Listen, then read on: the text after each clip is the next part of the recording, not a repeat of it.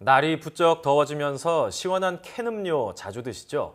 그런데 무심코 벌컥벌컥 들이켰던 캔 음료에 발암 가능 물질이 들어있을 수 있다는 사실 알고 계셨습니까?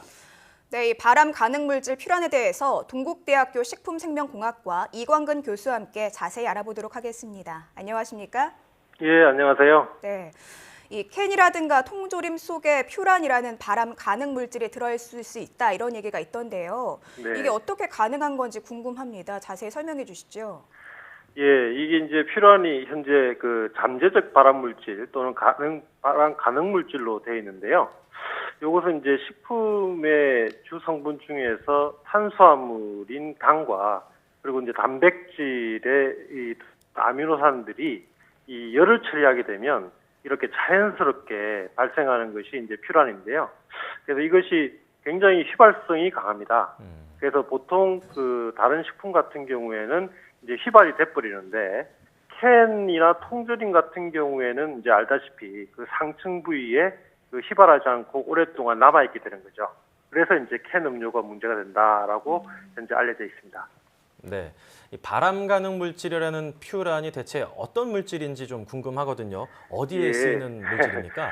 요 물질은 뭐 아주 간단하게 생긴 물질이고요. 뭐 탄소가 4개, 그다음에 이제 산소가 하나, 수소가 4개 이렇게 돼 있는 물질입니다. 그래서 요거는 이제 끓는 점이 31도예요. 그래서 오늘 온도가 오늘은 좀 시원하긴 하지만 30도 육박하는데 이 정도 되면 그냥 휙 날아가 버린다는 거죠.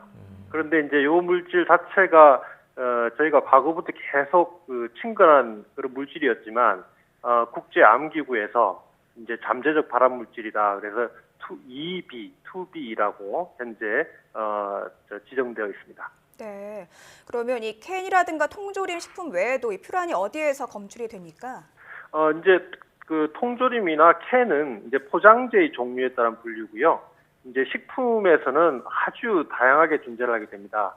그래서 이제 퓨란이 만들어지는 그 생성 기작이 앞서 말씀드린 대로 이제 당과 아미노산들의 가열 반응뿐만 아니라 비타민 C가 변화되기도 하고 또는 이제 지질이 변화되기도 하거든요. 그래서 이런 것들 때문에 주로 이제 커피라든가 간장이라든가 또는 이제 우유, 그러니까 분유라고 이제 가열돼가 나오는 분유라든가 뭐 이유식이라든가 이런 곳에 현재 다양하게 높든 낮든 뭐 그런 농도로 지금 현재 검출되고 있습니다. 그렇다면 실제로 우리가 생활하고 있는 주변에서 상당히 많이 발견될 수 있다고 볼 수가 있는데 혹시 그렇죠. 집에서 조리를 할 때도 퓨란이 발생할 수가 있나요? 물론입니다. 그래서 조리는 특히 이제 제가 요즘 하고 있는 주요한 포커싱 되는 연구 중에 하나인데요. 저희가 이제 조리를 하게 되면 최근에 이슈가 되었던 이제 고등어를 이렇게 구울 때 미세먼지가 있는 거와 마찬가지로 이것들조차도 이제 같이 이 발암 가능 물질인 퓨란이 같이 이제 분출이 되거든요. 그래서 그거를 저는 이제 요리사, 그러니까 직접 이제 아주 밀폐된 공간에서 요리를 많이 하시는 요리사나 또는 이제 그 가정주부 중에서 굉장히 조리를 전담으로 하는 전업주부 같은 경우에는 이것들에 대한 연구가 좀 필요하지 않나라고 생각됩니다.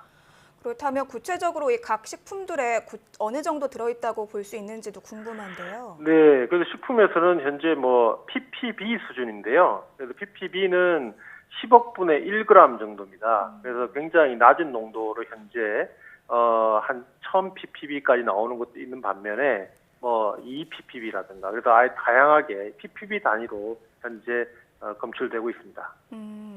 물론 발암 가능 물질이긴 합니다만 이 퓨란을 지속적으로 좀 많이 섭취했을 때에는 어떤 위험이 있는지도 궁금한데요. 어떻습니까? 글쎄요, 그거에 대해서는 지금 그 발암 가능 물질이라고 하는 거는 현재 실험 동물에 있어서 어떤 고용량의 퓨란을 투여했을 때에 암이 발생되는 것은 확인이 되었지만 인체에서 과연 이게 이제 적용이 되는가 하는 것은 이제 그 퀘스천 마크라는 거죠.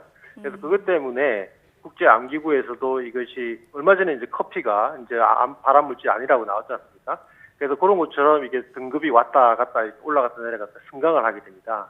그래서 현재 그 역학조사라든가 독성 테스트가 한참 진행 중이기 때문에 뭐라고 이제 말을 하기 힘들지만 어쨌든 가능 물질이기 때문에 지나친 어떤 이러한 식품에서의 섭취라든가 노출은 피하는 것이 좋죠. 확실하게 발암 물질이다 또는 확실하게 발암 물질이 아니다 하면은 상관이 없을 텐데 지금 발암 가능 물질이기 때문에 규제나 이런 것들이 좀 애매할 것 같거든요. 뭐 세계적으로 맞습니다. 예. 또 우리나라 규제 상태는 어떤가요? 뭐 현재 그 어떤 그 가능 물질에 대해서는 현재 규제는 이루어지고 있지 않습니다. 국제적으로도. 그래서 이제 그 규제라기보다는 어떤 공고 사항이라든가 이런 것들이 이제 다양하게 나라별로 또는 이제 미국 같으면 이제 주별로 이렇게 공고 사항이 나오고 있죠. 그래서 이제 같은 경우에도 굉장히 요 그 물질에 대해서 주의해서 지금 식약처에서 주치를 하면서 모니터링을 진행 중인데요. 그래서 규제가 되고 안 되고는 향후 이제 독성 물질의 독성 그 결과에 대해서 나오는 거에 따라서 결과가 이루어질 것 같습니다. 네. 뭐 미리미리 조심해서 나쁠 건 없으니까요. 일상생활에서 우리가 이 퓨란으로부터 좀 안전하게 여러 음식들을 섭취하는 방법을 알고 있으면 좋을 것 같은데 어떻게 하면 좋을까요? 예, 그거에 대해서는 제가 현재 한참 연구를 하고 있는데요. 그래서 이제 대표적으로 이제 커피를 예를 들면 이제 커피를 우리가 이제 캔 커피를 예를 들었을 때 그것을 이제 오픈한 다음에 이제 딴 다음에 과연 뭐 30초 뒤에 먹을 것인지 또는 5분 뒤에 먹을 것인지에 대해서 한번 쭉 저희가 조사를 해봤더니 약 한 2분 정도 지났을 때에는 퓨랄 함량이 유의적으로 좀 감소하는 걸 봤거든요. 그래서 이제 캔커피 같은 경우나 통조림 같은 경우에 바로 따서 드시지 마시고 한 2분에서 5분 정도를 조금 기다렸다가 드시면 이 퓨란에 대한 그 우려는 거의 많이 가시게 됩니다. 요즘 독성 물질에 대한 관심이 굉장히 높아지고 있지 않습니까?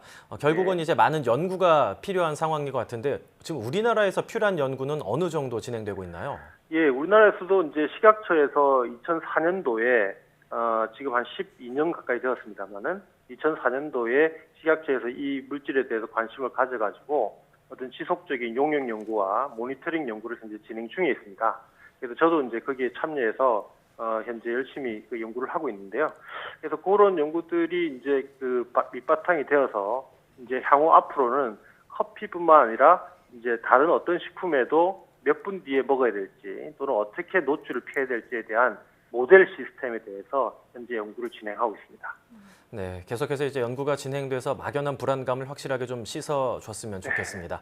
지금까지 네, 감사합니다. 동국대학교 식품생명공학과 이광근 교수였습니다. 교수님 오늘 네. 말씀 감사합니다. 네.